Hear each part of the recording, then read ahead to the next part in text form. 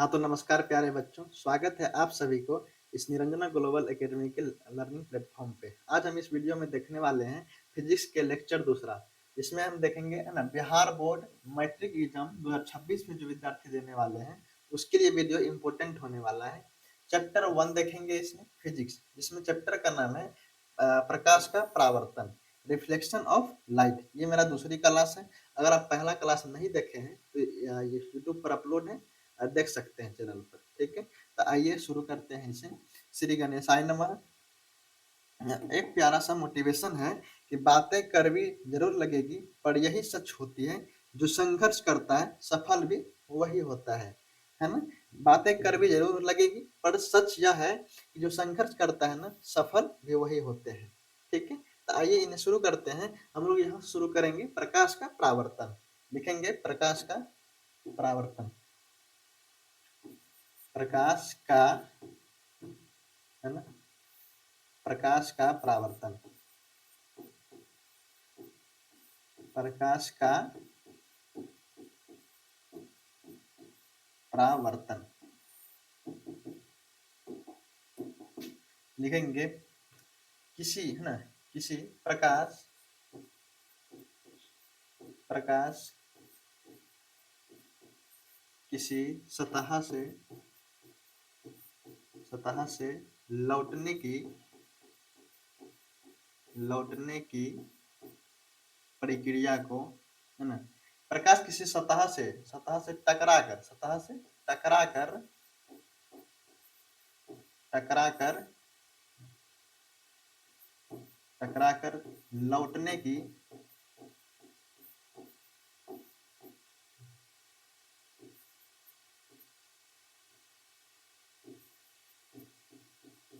लौटने की प्रक्रिया को, लौटने की प्रक्रिया को प्रकाश का परावर्तन कहते हैं, है ना, प्रकाश का परावर्तन कहते हैं।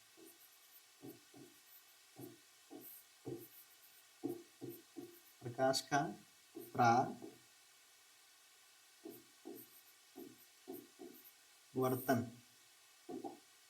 कहते हैं।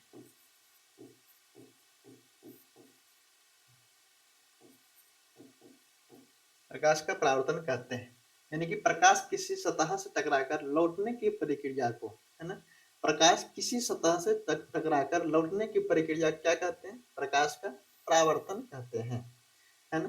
जैसे बनाते हैं फिगर। ये कोई जैसे चिकनी सतह है, चिकनी सतह, इस पे पेंट किया हुआ है ना। इस पे कोई प्रकाश आता है ना, कोई प्रकाश आता है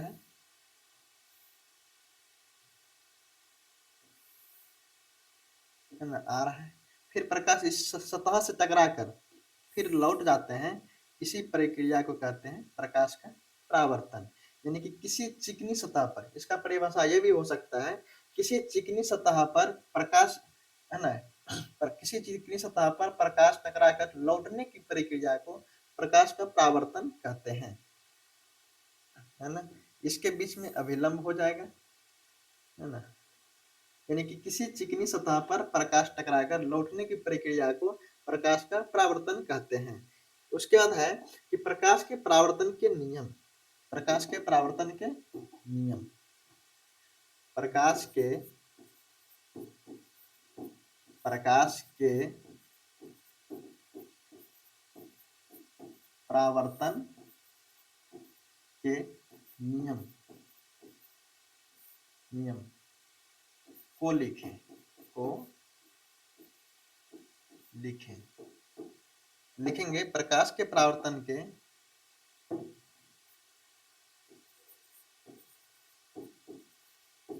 प्रकाश के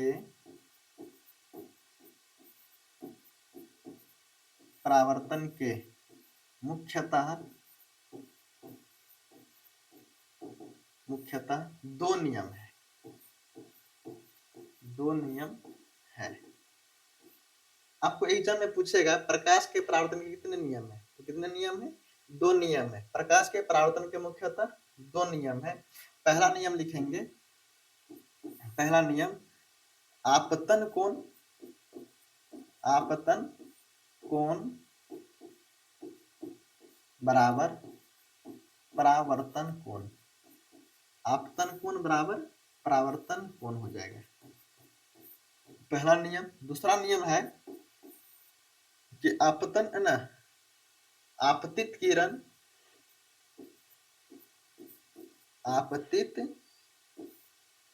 किरण कोमा परावर्तित किरण, परावर्तित, परावर्तित किरण तथा आपतित किरण, परावर्तित किरण तथा आपतन बिंदु पर, आपतन, आपतन बिंदु पर डाला गया लंब, आपतन बिंदु पर डाला गया लंब एक ही समतल में होता है, एक ही समतल में होता है।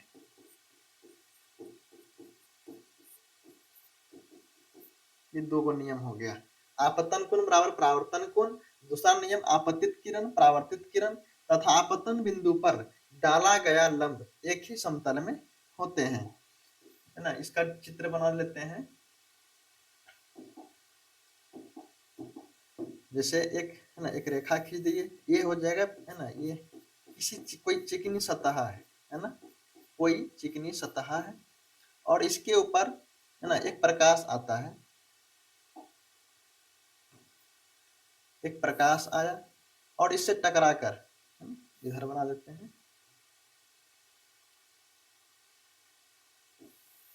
ये हो गया आपतित किरण, इसे कहते हैं आपतित किरण। और ये हो गया इससे टकराकर, चिकनी सतह से टकराकर जो लौटेगी इसे बोलते हैं परावर्तित किरण, परावर्तित किरण। और इसके इसके बीच में डाला गया लंब है ना, डाला गया लंब है ना, डाला गया लंब, तीनों एक ही समतल में होते हैं, तीनों एक ही समतल में होते हैं। ये हो गया आपतित किरण, लिखेंगे ये आपतित किरण, आपतित किरण, ये परावर्तित किरण है ना, दर्पण से टकरा कर लौटने की किरण क्या कहेंगे, परावर्तित किरण। और ये नीचे का जो बिंदु है ना, ये बिंदु, ये हो जाएगा आपका आपतन बिंदु, आपतन, आपतन बिंदु। और ये हो जाएगा आपका क्या, लंब, लंब या तो अभिलंब, अभिलंब। यानी कि आपतित किरण, परावर्तित किरण तथा आपतन बिंदु पर डाला गया लंब, तीनों है ना लंब एक ही समतल में होता है। आपतित किरण, आपतित किरण, परावर्तित किरण तथा आपतन बिंदु पर, तथा आपतन बिंदु पर डाला गया अभिलंब तीनों एक ही समतल में या एक ही तल में होते हैं, है ना। अब लिखेंगे, इसके बाद है आपतन, अब लिखेंगे प्रतिबिंब, क्या है, प्रतिबिंब, प्रतिबिंब क्या है, लिखेंगे प्रतिबिंब, प्रतिबिंब क्या है, किसी प्रकाश स्रोत से, लिखेंगे परिभाषा इसका, किसी प्रकाश स्रोत से, किसी प्रकाश स्रोत से आती किरणें, आती किरणें, किसी प्रकाश स्रोत से आती किरणें दर्पण से टकराकर, दर्पण से टकराकर, टकराकर किसी प्रकाश स्रोत से आती किरणें दर्पण से टकराकर जिस बिंदु पर मिलती है, जिस बिंदु पर मिलती है, मिलती है या या या मिलती हुई प्रतीत होती है, या मिलती हुई प्रतीत होती है, या जिस बिंदु पर मिलती हुई प्रतीत होती है उसे उस बिंदु स्रोत को उसे है ना उसे उस बिंदु स्रोत को उस बिंदु स्रोत को प्रतिबिंब कहते हैं। क्या कहते हैं? प्रतिबिंब, प्रतिबिंब कहते हैं। क्या लिखे हैं? प्रतिबिंब किसी प्रकाश स्रोत से आती किरणें दर्पण से टकराकर जिस बिंदु पर मिलती है या मिलती हुई प्रतीत होती है उसे उस बिंदु स्रोत को क्या कहते हैं? प्रतिबिंब कहते हैं। प्रतिबिंब दो प्रकार के होते हैं। प्रतिबिंब कितना प्रकार का? दो प्रकार का। लिखेंगे प्रतिबिंब, प्रतिबिंब, प्रतिबिंब दो प्रकार का होता है। दो प्रकार का होता है। पहला लिखेंगे वास्तविक प्रतिबिंब, वास्तविक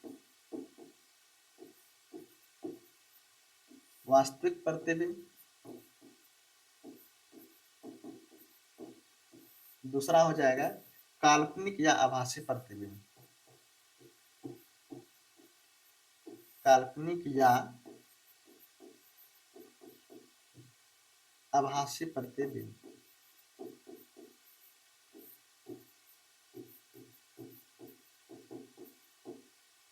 आभासी प्रतिबिंब वास्तविक प्रतिबिंब के प्रकार का होता है। वास्तविक प्रतिबिंब, दूसरा काल्पनिक प्रतिबिंब। तो पहला देके लिखेंगे, पहला नंबर, पहला में है आपका वास्तविक प्रतिबिंब, वास्तविक प्रतिबिंब,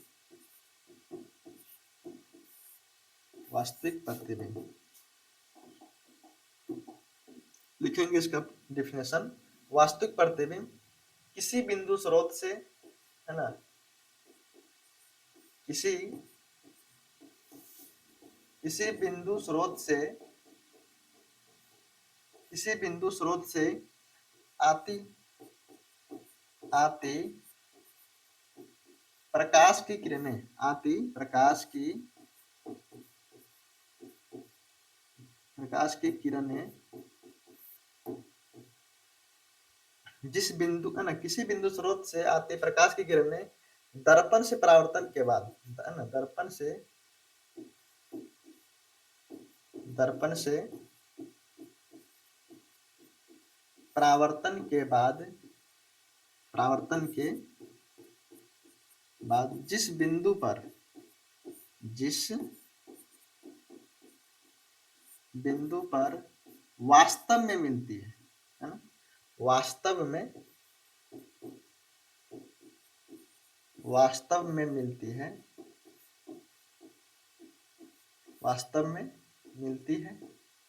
किसी बिंदु स्रोत से आती प्रकाश की किरणें दर्पण से परावर्तन के बाद जिस बिंदु पर वास्तव में मिलती है उसे उस बिंदु को, उसे उस बिंदु को वास्तविक प्रतिबिंब कहते हैं। क्या कहते हैं? वास्तविक प्रतिबिंब, वास्तविक प्रतिबिंब कहते हैं।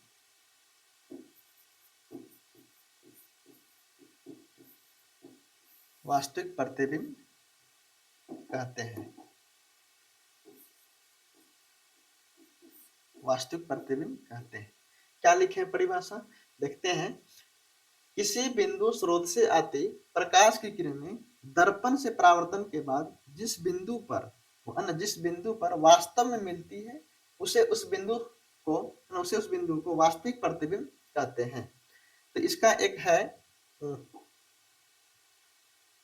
एक लाइन लिखेंगे नीचे में, वास्तविक प्रतिबिंब को, वास्तविक प्रतिबिंब को, वास्तविक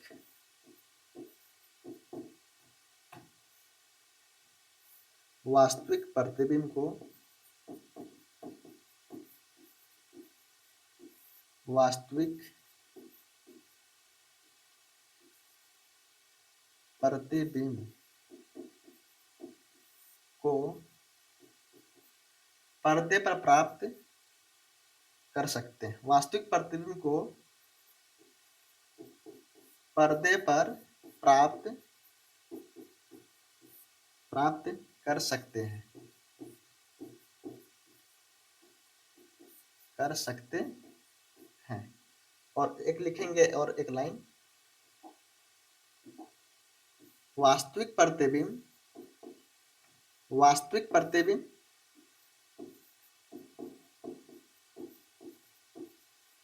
वास्तविक प्रतिबिंब वस्तु की अपेक्षा वस्तु की अपेक्षा हमेशा उल्टा होता है। उल्टा होता है ना। क्या लिखे हैं कि वास्तविक प्रतिबिंब को पर्दे पर प्राप्त कर सकते हैं और वास्तविक प्रतिबिंब वस्तु की अपेक्षा हमेशा उल्टा होता है। आपको ऑब्जेक्टिव में पूछेगा कि वास्तविक प्रतिबिंब को पर्दे पर प्राप्त कर सकते हैं या नहीं कर सकते हैं, तो कर सकते हैं, है ना। वास्तविक प्रतिबिंब वस्तु की अपेक्षा हमेशा क्या होता है, उल्टा होता है, सीधा होता है, दोनों या इनमें से कोई नहीं, तो उल्टा हो जाएगा। वास्तविक प्रतिबिंब वस्तु की अपेक्षा हमेशा क्या हो जाएगा, उल्टा हो जाएगा यहाँ पर, है ना। अब लिखेंगे दूसरा नंबर में काल्पनिक प्रतिबिंब। दूसरा में क्या है, काल्पनिक प्रतिबिंब।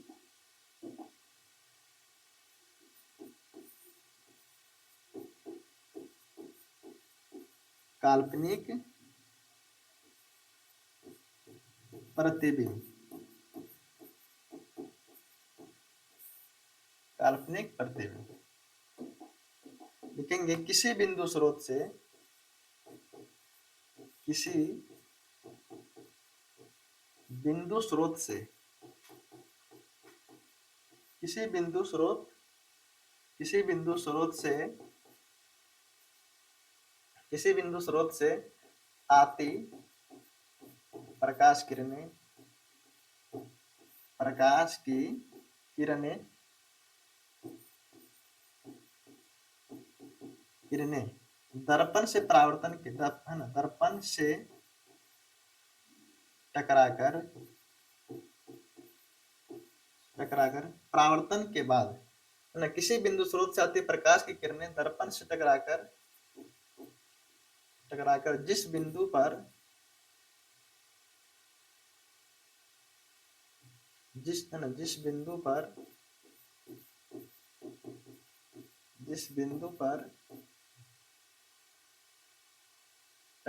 किसी बिंदु स्रोत से आती प्रकाश की किरणें दर्पण से टकराकर जिस बिंदु पर मिलती हुई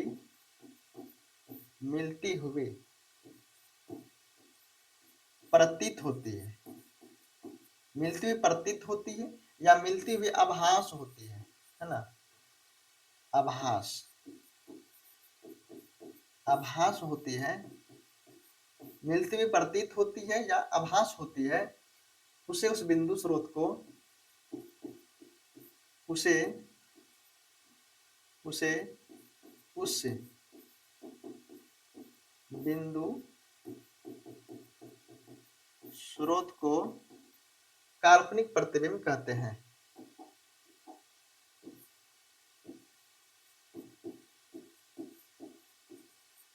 काल्पनिक प्रतिबिंब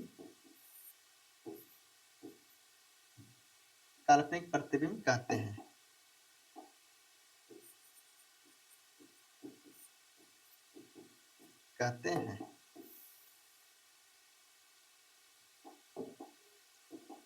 लिखेंगे नीचे में काल्पनिक प्रतिबिंब को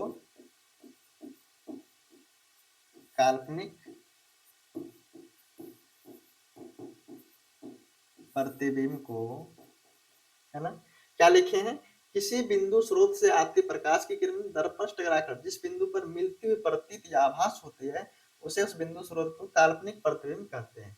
काल्पनिक प्रतिबिंब को पर्दे पर प्राप्त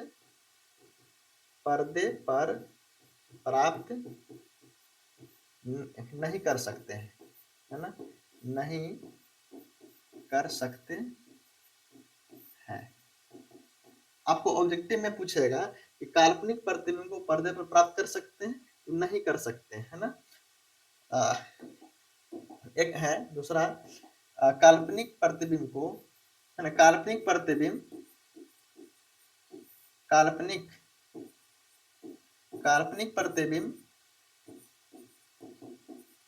वस्तु की अपेक्षा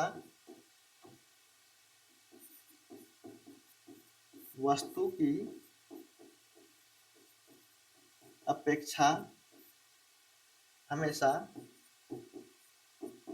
सीधा बनता है। वह काल्पनिक प्रतिबिंब वस्तु की अपेक्षा हमेशा सीधा बनता है ना। ये काल्पनिक प्रतिबिंब क्या है? प्रतिबिंब जिस बिंदु से, है ना, क्या लिखे हैं, प्रतिबिंब क्या है? किसी प्रकाश स्रोत से आते, किसी प्रकाश स्रोत, जैसे बल्ब हो गया, सूर्य हो गया, लालटेन, मोमबत्ती, कोई प्रकाश स्रोत है, उससे आती किरणें दर्पण से टकराकर जिस बिंदु पर मिलती है या मिलती हुई प्रतीत होती है, उसे उस बिंदु स्रोत को क्या कहते हैं? प्रतिबिंब कहते हैं। प्रतिबिंब दो प्रकार का होता है, वास्तविक प्रतिबिंब और कौन सा? काल्पनिक या आभासी प्रतिबिंब। वास्तविक प्रतिबिंब क्या है? किसी बिंदु स्रोत से आती प्रकाश की किरणें दर्पण से परावर्तन के बाद जिस बिंदु पर वास्तव में मिलती है, उसे उस बिंदु को वास्तविक प्रतिबिंब कहते हैं। नीचे क्या है? वास्तविक प्रतिबिंब को पर्दे पर प्राप्त कर सकते हैं। ये बहुत इंपॉर्टेंट लाइन है, इसे याद रखना है। वास्तविक प्रतिबिंब को पर्दे पर प्राप्त कर सकते हैं और वास्तविक प्रतिबिंब वस्तु की अपेक्षा हमेशा उल्टा होता है ना। अब ये दूसरा लिखेंगे काल्पनिक या, देखेंगे काल्पनिक या तो आभासी प्रतिबिंब। काल्पनिक प्रतिबिंब होता है किसी बिंदु स्रोत से आती प्रकाश की किरणें दर्पण से टकराकर जिस बिंदु पर मिलती प्रतीत या आभास होती है, उसे उस बिंदु स्रोत को काल्पनिक या आभासी प्रतिबिंब कहते हैं। जैसे है ना, नीचे में ये दो लाइन लिखे, बहुत इंपॉर्टेंट है, आपके ऑब्जेक्टिव में पूछेगा। काल्पनिक प्रतिबिंब को पर्दे पर प्राप्त नहीं कर सकते हैं, काल्पनिक प्रतिबिंब वस्तु की अपेक्षा हमेशा सीधा बनता है। आपको एग्जाम में पूछेगा कि काल्पनिक प्रतिबिंब वस्तु की अपेक्षा हमेशा क्या होता है? तो सीधा होता है ना। अब चलते हैं दर्पण के बारे में। गोलीय दर्पण, क्या लिखेंगे? गोलीय दर्पण। गोलीय दर्पण, गोलीय दर्पण क्या है? गोलीय दर्पण किसी, है ना, ये समतल दर्पण पहले देख लेते हैं हम लोग, उसके बाद गोलीय दर्पण देखेंगे, है ना। समतल दर्पण, समतल दर्पण, समतल दर्पण, समतल दर्पण क्या है?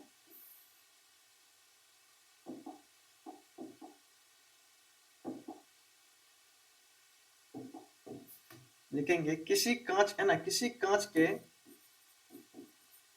किसी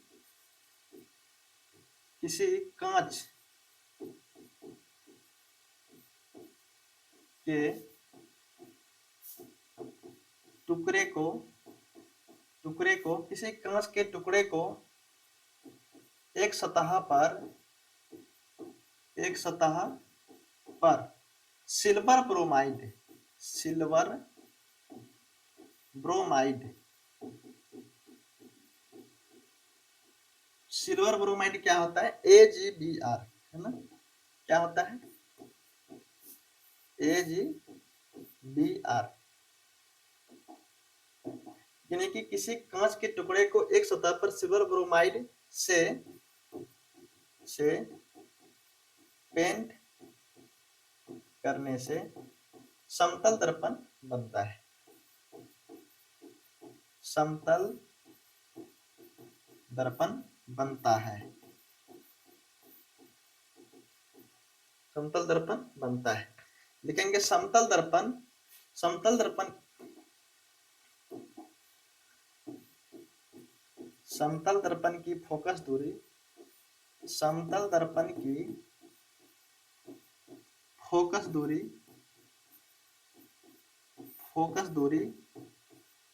अनंत होती है, अनंत होती है ना। समतल दर्पण की फोकस दूरी क्या होता है? अनंत। आपको एग्जाम में पूछेगा कि समतल दर्पण की फोकस दूरी क्या होता है, तो अनंत होता है। फिर लिखेंगे समतल दर्पण, समतल दर्पण में, समतल दर्पण में हमेशा हमेशा काल्पनिक प्रतिबिंब बनता है, काल्पनिक प्रतिबिंब बनता है ना। समतल दर्पण में हमेशा काल्पनिक प्रतिबिंब बनता है। समतल दर्पण है ना,